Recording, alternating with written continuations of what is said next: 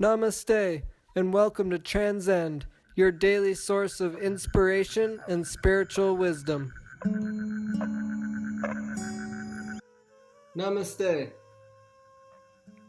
So, lots of people ask these questions. They ask about how do drugs, psychedelics, psychotropics, how do these things fit into spiritual life?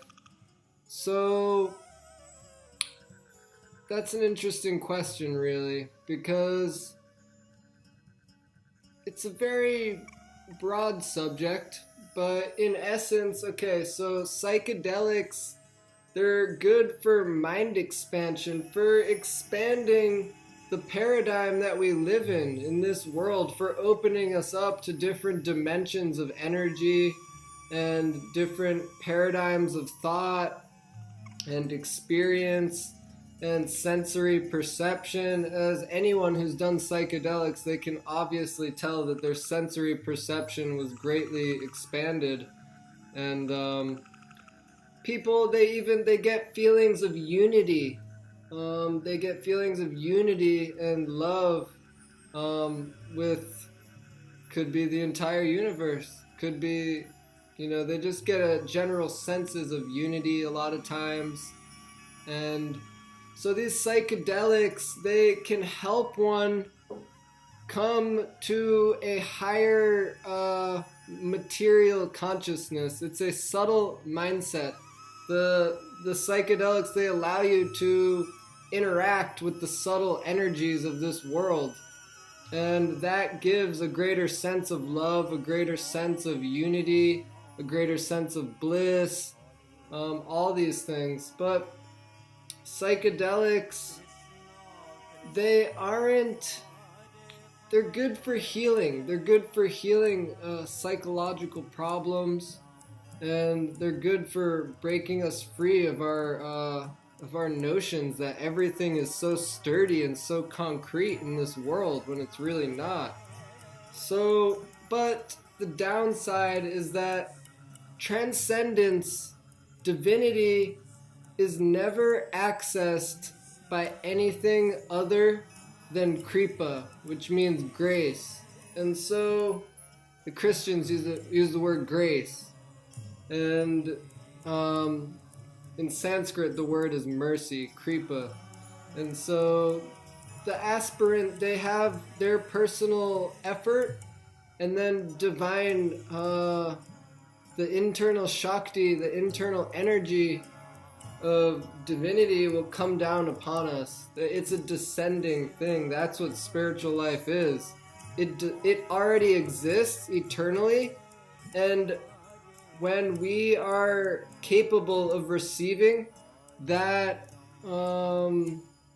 that potency within our heart and within our existence, then we will be absorbed into there. So that's how we should look at it. And so by taking drugs,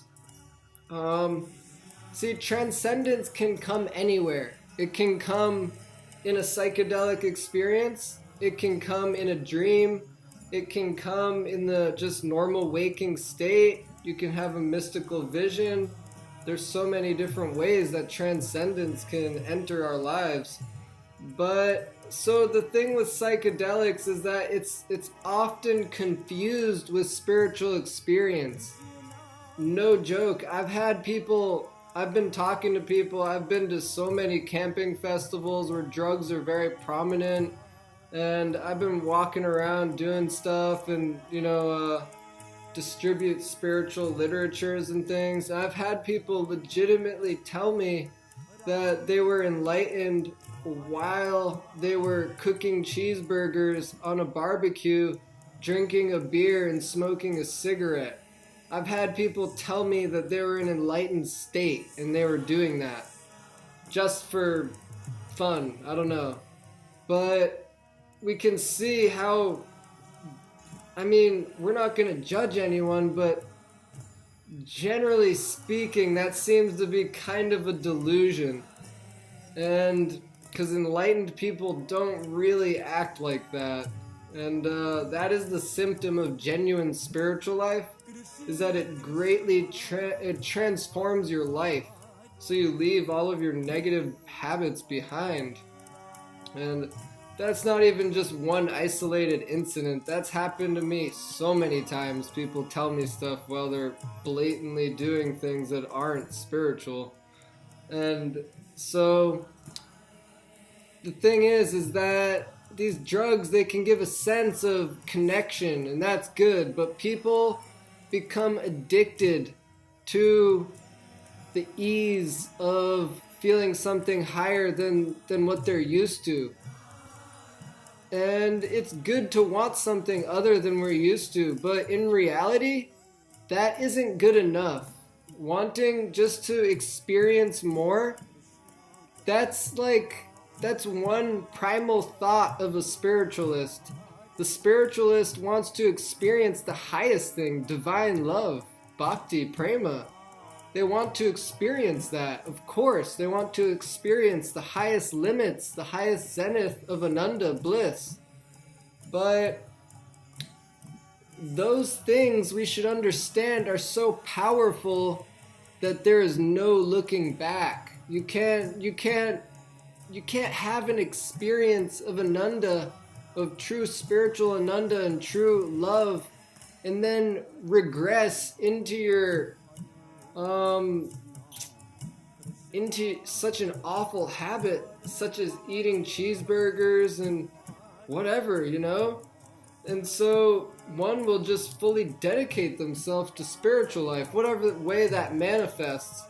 But also, it should be pointed out that people can have genuinely spiritual experiences, but they're not full-blown. They're to a certain capacity, and they do transform people, and people can regress from those stages. But full-blown realization, enlightenment, not a chance. One cannot regress from the stages of enlightenment, from the stages of bhava, emotion, or prema. Even there's other stages of spiritual life that once you reach them, there's 8 stages, and once you get to the 4th stage, you don't really go back. It's very difficult to, because they have developed spiritual tastes and developed spiritual, very concrete aspirations. And so anyway, drugs, they can help one to break free of material paradigms, but they're not gonna help you so much in your spiritual journey, and that's just the truth. No, I've never even seen one saint, one person who was genuinely realized in mystical revelation of God, Krishna, and not even one time have I ever heard them promote the use of psychedelics in one's spiritual path. And it's not promoted in any of the ancient scriptures of India. They promote some things sometimes, but it's not meant for spiritual elevation. It's meant for more medicinal uses and things like that. And so spiritual life is independent. Bhakti, divine love, is independent from everything. Therefore, what is taking some drug gonna do? How will that... You have to act. Everything we do in spiritual life, in life, we have to act with the consciousness. How is this action, how is this going to attract divinity towards me? Why will this experience attract divinity towards me?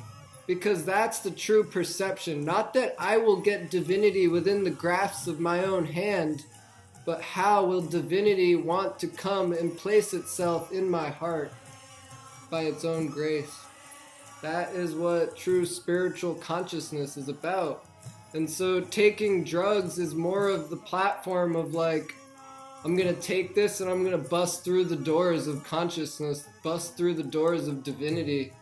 And of course, not always that idea is there, but oftentimes the subtle idea is there. And so I think you understand what I'm trying to say. And so we should always have great faith in that divine love itself. God is omnipotent and completely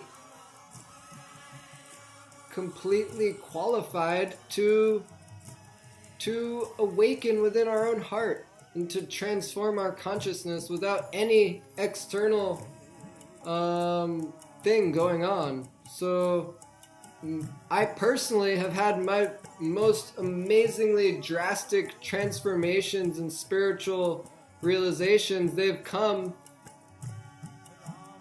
only in moods. I mean, I was far away from drugs. What to speak of, any of that stuff. But I mean, drugs weren't even part of the equation. But my greatest experiences in spiritual life came when I had this very humble, intense mood of begging and crying out to the divine, please show me, please guide me, bring me to that state, bring me to that understanding of how I can progress. Please let me know how I can go forward in life. So, and crying, there's one great saint, his name's Gaur Govinda Swami, and he said that spiritual life is a crying school. We're opening a crying school. And that's true, because we have to cry every day. Crying, it doesn't have to be tears coming out of the eyes. Of course, that's not bad. That's a great thing. Crying out. Of course, we want to cry out like a child for the mother cries out. So crying in desperation, eagerness, lolium in Sanskrit, greed even, lobha. We should be very desperate for divine life. And there's another saying. The saying goes, desperation is the mother of invention. So when one is desperate to attain something, desperate to attain an ideal, then they will, in their consciousness, the revelation will come of how to attain that ideal. And that's a mystical thing in itself. So I hope this video helped you guys, and I hope it made sense.